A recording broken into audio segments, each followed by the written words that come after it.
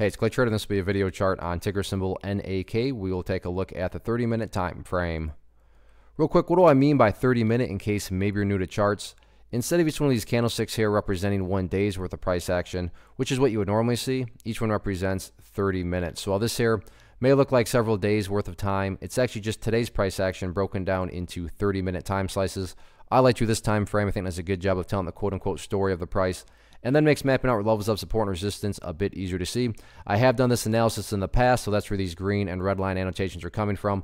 But I will be honest, I cannot remember the last time I did this, but the nice thing about my chart provider eSignal is whenever I put up annotations, it just remembers where I put them, so no matter how much later I come back and look, everything is still where it's at, and these annotations still are relevant. Case in point right here, the support that I've talked about before at $2, you can see price found some support there several times, but today, very, very nice move. And from the technical perspective and from my annotation perspective, definitely some updates need to be done. First thing I'm going to do is a little house cleaning, though, get rid of that line there. Yes, it still pertains, but from the presentation perspective, I don't want to risk causing clutter and confusion with lines all over the place. So I just want to try to keep this as clean as possible going forward.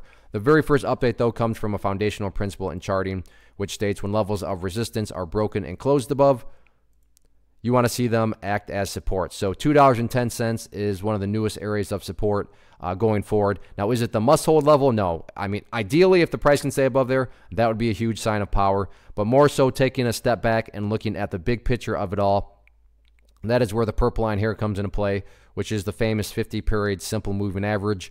Keyword there being moving. So as time goes by, that purple line is going to move itself higher and higher. And from the grand scheme of it all, as long as the price stays above that purple line as the line moves higher, then the bulls are in full control, the bulls are in full health, however you can best visualize that. But as long, again, if the price can stay above 210, that would be fantastic. That would be a huge sign of power. But from the big picture, as long as the price is above that purple line, then the trend is fully in the bulls' favor. What about areas of resistance?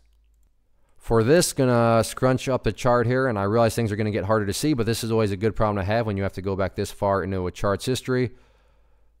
So current level right here at $2.18. So that's essentially right where the price closed today, but you go back here and you can see right there, that area knocked down the price. So no shock at all to see why the price is kind of stumbling around that area. Not saying it can't break through it. I'm just saying it makes sense why the price is kind of struggling right around that area. If the price can push through 218, next key level of resistance up there at about $2.25.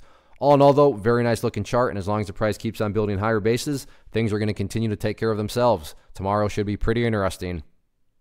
One of the biggest questions that I get is, hey Clay, how do you find the stocks that you trade? So what I've done is put together a free resource guide where I talk about the tools that I use to locate stocks that I find interesting and think may have potential. So if that sounds like something that could add value to you as a trader, then click on the image that is up on the screen right now and I will email you the guide. The guide itself is very short and to the point, and best part, it's completely free. Thanks for watching the video. Let me know if you have any questions.